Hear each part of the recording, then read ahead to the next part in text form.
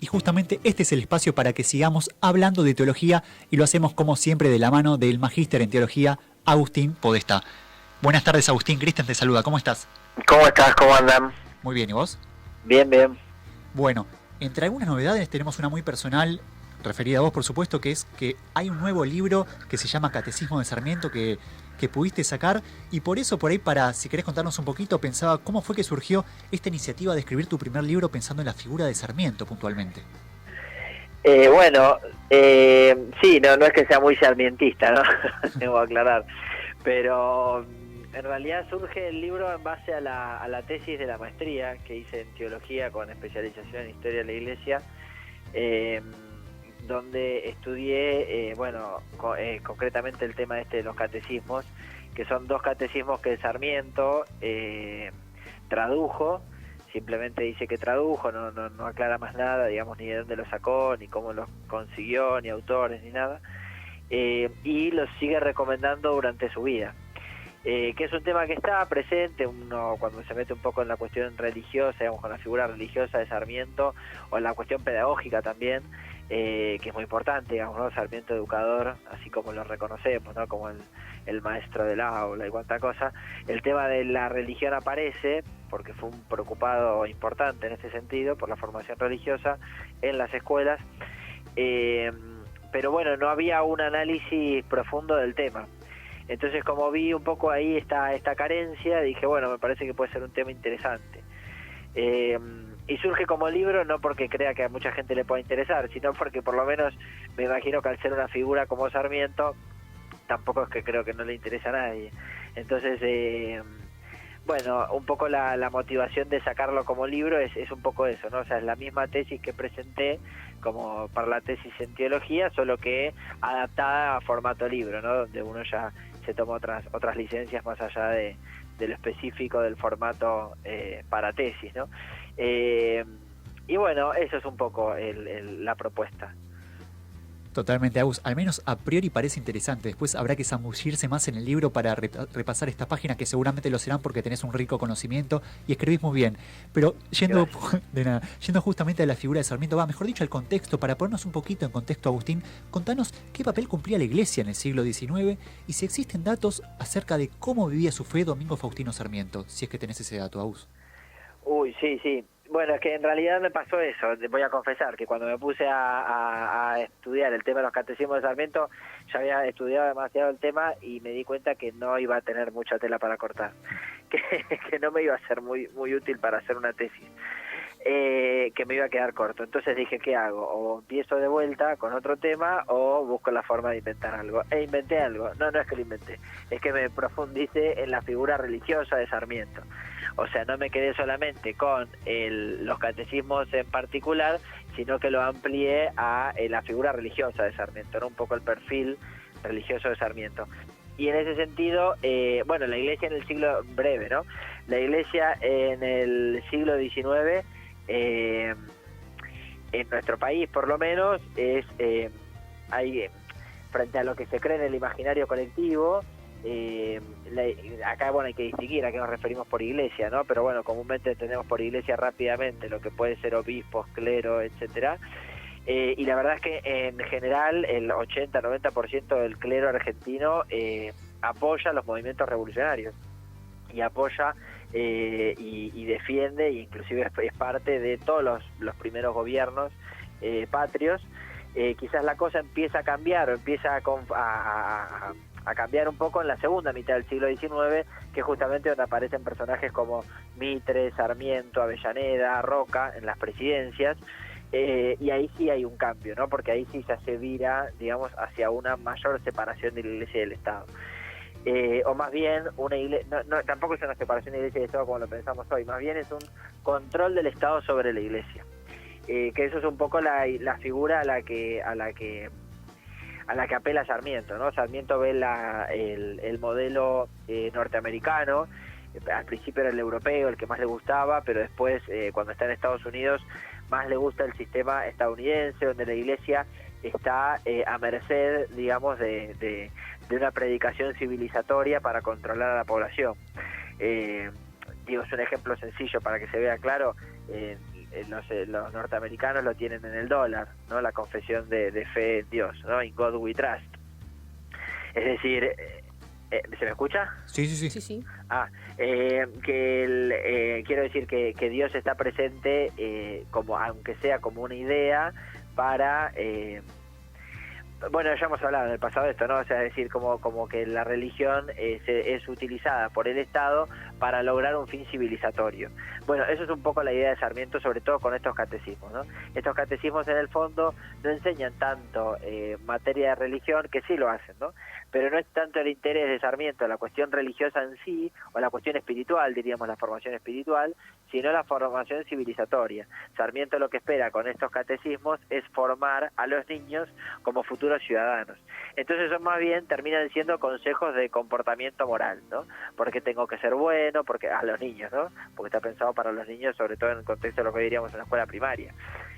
Los niños cuando empiezan en los primeros años de su curso escolar, ¿no? Que la catequesis le enseña al niño a comportarse como un ciudadano, porque hay que ser bueno, porque hay que ser parte de la familia, porque hay que ayudar a los padres, porque hay que ayudar a los hermanos, porque hay que ayudar en tareas de la casa, porque hay que estudiar, porque hay que ser buen ciudadano, porque hay que ser buena persona.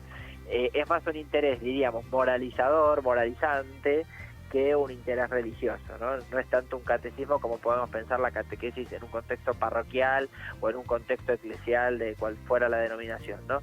En realidad es más una idea de formar la conciencia. De hecho, uno de los dos catecismos se llama La conciencia de un niño. Y se mete el texto está en primera persona, como si el niño lo estuviera leyendo en su propia mente, como si fuera su mente la que le habla, su conciencia, y le va diciendo, ¿por qué tengo que obedecer a mis padres? ¿Por qué tengo que ayudar a mis hermanos? ¿Por qué si soy hermano mayor tengo que ayudar a mis hermanos menores? ¿Por qué si soy hermano menor tengo que obedecer a mis hermanos mayores? Está como figura, y Dios aparece como al final, ¿no? Pero se llama catecismo, y él lo recomienda como un catecismo. Bien, justamente, Agustín, uno de los sectores en los cuales se vio más involucrado Sarmiento es, sin lugar a duda, en la educación. Y justamente vos algo ya nos estuviste adelantando, pero por ahí preguntarte un poquito más si querés profundizar en el papel que tuvo Sarmiento en cuanto a la enseñanza de la doctrina religiosa en las escuelas, más allá de lo civil que contabas, de ser bueno, obediente y demás. ¿Hubo algún contenido meramente religioso que haya influido Sarmiento en la educación propia de las escuelas?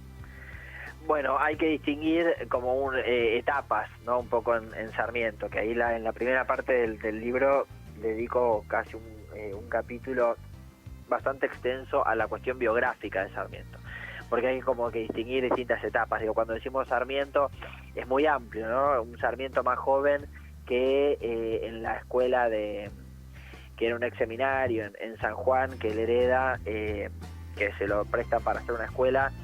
Hace una escuela para niñas e insiste mucho en la formación religiosa, donde las niñas tenían que ir a misa cotidianamente, tenían que participar de los sacramentos, o sea, tiene un interés mucho mayor. Después se forma con un tío sacerdote en San Luis, entonces conoce muy bien las escrituras, cita los textos bíblicos de memoria, Sarmiento, y de hecho muchas veces, siempre digo, ¿no? Cuando uno conoce los textos bíblicos o tiene un mayor conocimiento de los textos bíblicos, lee a Sarmiento de otra forma, ¿no? Que la gente que no los tiene, no, porque Sarmiento, mismo un Sarmiento más anciano, está todo el tiempo parafraseando siempre a su conveniencia, ¿no? Porque es un retórico importante y argumenta todo el tiempo, ¿no? Pero se la pasa como parafraseando textos bíblicos. Y esto tiene un porqué, ¿no? Que él estuvo mucho tiempo de formación. De hecho, casi entra al seminario para ser sacerdote de joven. Eso es un Sarmiento, digamos, ¿no? Y después de a poco este Sarmiento va cambiando, y ya el Sarmiento de la vejez, diríamos el Sarmiento de las fotos, ¿no? De la foto, digo, entre comillas, ¿no? De los cuadros que tenemos en la cabeza, de las imágenes. Ese otro Sarmiento más anciano, ese Sarmiento ya es directamente laicista, porque en el medio han pasado muchas cosas, ¿no? En el medio Sarmiento pasa por la masonería, pasa por una vida política mucho más opositora a la iglesia, pero más que a la iglesia, al jesuitismo, ¿no? A la Compañía de Jesús. Siempre digo que Sarmiento, más que católico, más que anticatólico, es antijesuita, ¿no? Es todavía más antijesuita que anticatólico, ¿no? Y es más anticatólico que anticristiano, su problema en sí no es el cristianismo, no es la figura de Jesús, porque en el fondo Sarmiento también se nutre mucho del pensamiento protestante y de los estudios bíblicos en ámbitos protestantes que se estaban dando en Europa, ¿no? Que son contrarios a la tradición católica, pero no a los evangelios. Entonces Sarmiento va como virando lentamente hacia una imagen de un Jesús más histórico que desde la fe, ¿no? Entonces Jesús se convierte para Sarmiento, como decía recién, ¿no? en un inspirador para normalizar, ¿cómo se llama? Como para formar la conciencia de los niños. Entonces Sarmiento como que tiene como ambigüedades, ¿no? Entonces siempre digo, ¿no? Hay algunos, escucho gente de la Iglesia Católica, obispos, que hablan de Sarmiento maravillas, porque Sarmiento fue un gran difusor de la educación religiosa en las escuelas, y también escucho laicistas anticatólicos que dicen que Sarmiento odiaba la educación católica. Bueno, ahí cuando uno estudia, digamos, a Sarmiento en general, toda la vida de Sarmiento, dice, tienen razón los dos y los dos están equivocados, porque Sarmiento tiene toda esa ambigüedad, ¿no? Y además es un tipo muy ambiguo. Cuando uno lee, digamos, Sarmiento tiene que saber que no está leyendo un escritor contemporáneo, ¿no? Un pensador sistemático contemporáneo donde uno empieza y termina la obra y puede estudiar la obra del autor. A Sarmiento hay que estudiarlo en su biografía. Y va cambiando, y él no tiene problema en contradecirse, ¿no? Porque también se le usa mucho a Sarmiento para mostrar su contradicción. Él no tiene problemas, más de una vez él es consciente de sus contradicciones, y lo dice, antes pensaba así, ahora pienso esto otro, y lo dice sin problema. Quizás nosotros tenemos esta manía de que hay coherencia, por favor, ¿no? Entonces estas estupideces que se escuchan como que el ser humano tiene que ser totalmente coherente y que tiene que ser el mismo de principio a fin, ¿no? Como que no puede cambiar. Bueno, es una estupidez. Y Sarmiento lo asume con tranquilidad, digamos, no tiene problema en cambiar, y en un día decir una cosa y otro día decir otra. Pero respecto a la cuestión pedagógica, es eso, ¿no? No nos olvidemos que los jesuitas fundan instituciones educativas. Digamos, el gran enemigo de la masonería es el jesuitismo, es la Compañía de Jesús. No al revés, a la Compañía de Jesús no le interesa tanto la masonería, pero ciertamente a la masonería le preocupó mucho la Compañía de Jesús, los jesuitas, y por eso Sarmiento de hecho llega a ser gran maestre de la masonería, justo antes de asumir la presidencia de la nación. Bueno, ahí renuncia a la masonería, por lo menos a ser gran maestre, y se opone entonces sobre todo al jesuitismo, a la Compañía de Jesús en materia pedagógica. Eso es un poco su enemigo, su adversario ideológico, diría. Sí, Agus, me quedó resonando eso que decías de la coherencia, que pensaba que no es justamente pensar toda la vida igual, sino justamente ir evolucionando. Eso también es coherente, que uno vaya evolucionando de acuerdo a su edad. Pero más allá de eso, por ahí quería detenerme un poquito en lo que fue la presidencia, también relacionado con la educación de Domingo Faustino Sarmiento, porque veía que durante su presidencia se fundaron muchas escuelas normales, trayendo más de 60 docentes de Estados Unidos. Vos algo adelantabas de Estados Unidos. Justamente trajo docentes, la mayoría mujeres, un gran porcentaje de mujeres. Por eso por ahí pensaba, si vos creés, Agus, que el hecho de haberle dado la prioridad a las mujeres en el desarrollo de la enseñanza primaria fue un factor fundamental para que la mayoría de los argentinos hayamos tenido a lo largo de nuestra infancia tantas maestras de grados mujeres y por ahí ninguno o muy poco maestros de grados varones. Es un fenómeno que se da como de forma internacional, ¿no? Que en general las maestras es como las enfermeras.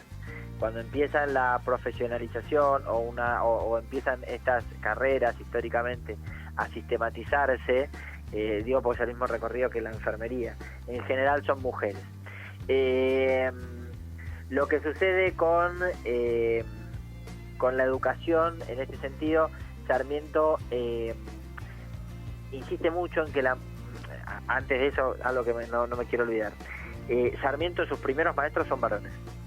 Cuando él esta idea de que Sarmiento, esta fantasía, esta leyenda, ¿no?, por así decir, de que Sarmiento nunca faltaba a la escuela, ¿no? Que uno dice, sos re sarmientito porque siempre vas a la escuela, vieron que quedó en nuestro vocabulario contemporáneo. Bueno, eso viene de cuando Sarmiento iba a la escuela y sus primeros maestros fueron dos varones, dos hermanos varones que estuvieron en San Juan y fundaron una escuela. Quiero decir que no siempre es que fueron mujeres, ¿no? También hubo varones que enseñaron. Pero para Sarmiento, la mujer en la educación tiene un papel muy importante porque lo relaciona directamente con las madres. De hecho, en el texto Conciencia de un niño, él le dedica a las madres de familia una extensa invitación, y a las hermanas mayores, a las hijas mayores, que instruyan a los niños porque la educación tiene mucho de maternal. Hoy diríamos en roles de género, digo esto que nadie me condene, no estamos hablando de roles de género en el siglo XIX, no estamos hablando de roles de género en el siglo XXI. Digo lo que es el rol de género para Sarmiento, ¿no? Bueno, para Sarmiento el lugar de la mujer, ni hablar, que para Sarmiento en esto es como muy categórico, el lugar de la mujer es la casa, pero dentro de la casa la educación de los hijos es fundamental tarea de las madres, y de hecho en una publicación, una reedición de La conciencia de un niño que él manda a reeditar unos años antes de morir, la manda a reeditar a Alemania, como si no hubiera imprentas en Argentina, las manda a reeditar a Alemania y le dedica un prólogo, y en el prólogo, que también lo analiza en el texto, en ese prólogo le dedica esta obra especialmente a las madres, porque para Sarmiento la relación madre-maestra están íntimamente vinculados, porque la educación tiene que tener un aspecto, aunque igual esto no significa que hay que ser ternura y bondadoso, porque también aprobaba los castigos físicos, pero porque también esto es cultural, digamos, ¿no? Claro. Si hemos hablado con nuestros padres y sobre todo abuelos nuestros, todavía nos contaban que en la escuela lo fajaban y que estaba naturalizado. Pero para Sarmiento tenía esta otra beta, ¿no? El ser maestra tenía. Y que sean de Estados Unidos, bueno, viene por esto que les decía recién, porque para Sarmiento el modelo que había que aplicar de escuelas, que es como todavía en alguna manera persiste. Vieron que ahora, por ejemplo, en las discusiones sobre cuestiones educativas, tenemos el Consejo Federal de Educación, pero después siempre se dice, en los medios de comunicación, lo dicen así como al pasar, que la educación es tema de cada provincia. Por ahí lo escucharon esto, que dicen, bueno, esto no es competencia nacional, porque la educación es lo que pasó, por ejemplo, con las clases acá en Capital. Sí. No es solamente la autonomía de Buenos Aires, sino la autonomía que tiene cada provincia en cuestiones educativas. De donde viene el financiamiento educativo es por provincia, no es nacional, etcétera. Todo esto ya viene de este momento con Sarmiento, que él quiere tomar el modelo de Estados Unidos, de diferentes regiones. Vieron que Estados Unidos no es como las provincias argentinas, sino que cada estado es mucho más independiente del poder central, no así en las provincias, pero Sarmiento quiere tomar esta idea. Entonces Sarmiento deriva la educación a las provincias, ¿no? Le da más, y de hecho, como después está medio atado de pies y manos por un montón de cosas, él empieza a gestar un montón de otros proyectos para incentivar a las provincias, por ejemplo, exención de impuestos, ayudas extra, para que las provincias le presten atención a la educación, porque esto mismo que nos pasa hoy en día, que el gobierno le presta atención a la educación, también pasa desde principios del siglo XVIII, ¿no? Nunca el Estado le dio atención a la educación. Bueno, ya le pasaba a Sarmiento. Es una historia que se repite. ¿Cómo bien. Estás, Agustín? Bien, ¿vos? Bien, todo bien. Bueno, yo te voy a sacar un poco del tema de Sarmiento y quiero preguntarte, porque hace unos días atrás el Papa Francisco se vio envuelto, ¿no? Una vez más en críticas, porque hizo una declaración respecto a la propiedad privada, refiriéndose como que es un derecho secundario.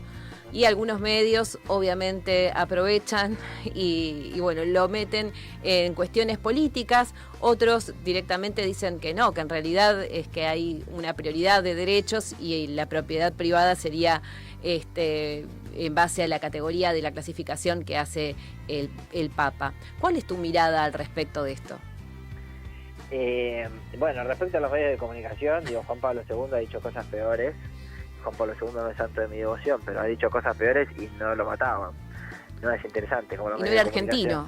Claro, es por eso, ¿viste? Porque claro, porque todos se acuerdan de Juan Pablo II como, pobre viejito, qué amor que transmitía, pero decía cosas terribles, ¿no? Y no les espantaban las cosas que decía. Bueno, respecto de lo que dijo Francisco, en concreto, o sea, quiero decir, respecto al periodismo de nuestro país, bueno, ya los conocemos. Con todo el amor o no que le podemos tener al periodismo, ya los conocemos, digo, había titulares como que decían, bueno, mañana va a venir Francisco y va a decir que se acabó la propiedad privada y ya está. Sí. Usurpamos. Digo, esta gente, claro, esta gente no es periodista, digo. Porque, o sea, ¿qué les pasa, no? O sea, ¿dónde aprendieron a hablar? Ya ni digo dónde aprendieron a hablar como periodistas, digo, ¿dónde aprendieron a hablar? O sea, bueno, olvidémonos de la imbecilidad del periodismo en nuestro país. Respecto a lo que dijo Francisco, al contenido, sí, esto está en el Compendio de la Doctrina Social de la Iglesia, que es un documento del 90 y pico, que bueno, en el papado de Juan Pablo II, pero en el compendio lo encontramos tal cual, que ahora lo explico, pero ni siquiera es que es un tema de los 90. la doctrina social de la Iglesia empieza con Rerum Novarum de León XIII en el siglo XVIII, si no me equivoco ahora, tendría que chequear exacto la fecha, siglo XVIII, si no es siglo XIX, donde empieza una ¿cómo se llama? Una reflexión sistemática sobre las cuestiones sociales, y ya desde allí se dice que la propiedad, la doctrina social de la Iglesia, rápido, ¿no?, surge entre el comunismo y el liberalismo, ¿no? O sea, las dos grandes corrientes económicas que se disputaban en Europa, el liberalismo y el comunismo, y para distanciarse de ambas, la doctrina social de la Iglesia lo que dice es ni absoluta propiedad privada ni absoluta anulación de la propiedad privada. Es decir, quienes defienden la total libertad de la propiedad privada, el liberalismo, hoy tenemos, ¿no?, todavía estos neodefensores, ¿no?, de neoliberalismo y demás, y por otro lado el comunismo, que aboga por la abolición total de la propiedad privada y que todo pertenece al Estado. La doctrina de la Iglesia dice ni uno ni otro, ¿no? ¿Qué es lo que resumo ahora sí lo que dice el compendio de la doctrina social de la Iglesia? Lo que dice es lo que tiene que priorizarse, gracias. O sea, lo que tiene que ser más importante es el destino universal de los bienes. Este es uno de los principios de la doctrina social de la Iglesia, que es inmutable. Es decir, el destino universal de los bienes, ¿no? La búsqueda del bien común, lo que se llama, que esto quizás lo escuchamos muchas veces, ¿no? El bien común. ¿Qué es el bien común? Es que Dios nos dio la creación a los seres humanos para el bien de todos. Es decir, no puede haber un bien que le exija a otro renunciar a un bien. Quiero decir, si yo tengo comida a costa de que el otro no coma, entonces tenemos un problema. Porque si yo acumulo y el otro no tiene cada vez menos, tenemos un problema. Tenemos en este caso un problema de distribución. Porque no tengo yo como ser humano ningún derecho para creérmela superior a otro para yo comer y el otro no. Lo que en todo caso tenemos es un problema de distribución, es un problema de mercado, es un problema de cómo organizamos la economía.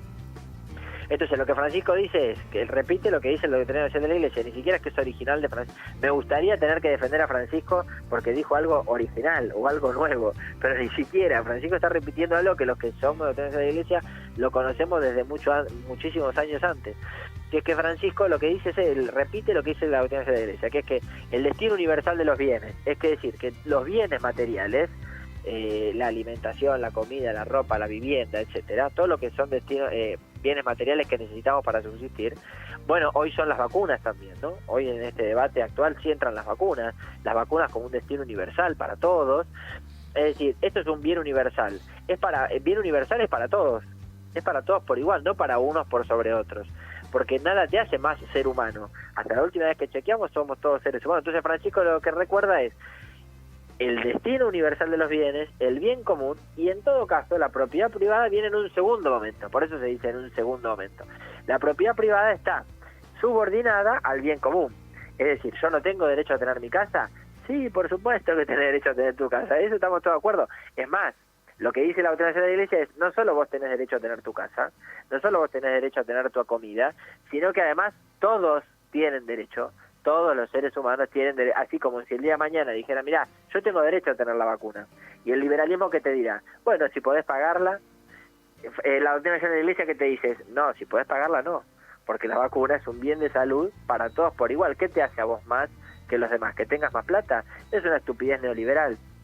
Lo que tenés que recordar es que esto es un bien para todos. Entonces no hay derecho a que otro pase hambre cuando otro come demasiado. ¿Se entiende el tema? Uh-huh. Es esto, es decir, uno no puede tener dos y el otro nada, ¿no? El que tenga dos túnicas que dé una. Es eso, es como evangelio, digamos, de cajón. El que tiene dos túnicas, hay uno que tiene dos túnicas, hay uno que está desnudo.